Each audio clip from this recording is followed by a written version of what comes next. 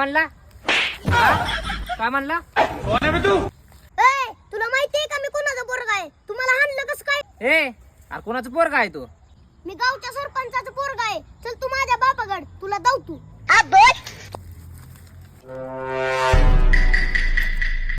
आपल्याला सगळ्यांना रशीन द्यावं लागते एक गोड भेटते. पप्पा हे मला मारलंय, ती बी अख्ख्या गावासमोर माझी आबरू गेली. तुला कळतं का पोरग कोणाचा आहे तुला माहिती आहे? माझं पोरग आहे ते मी गावासमोर सापड लावली तुला जीवच मारून टाकीन मी.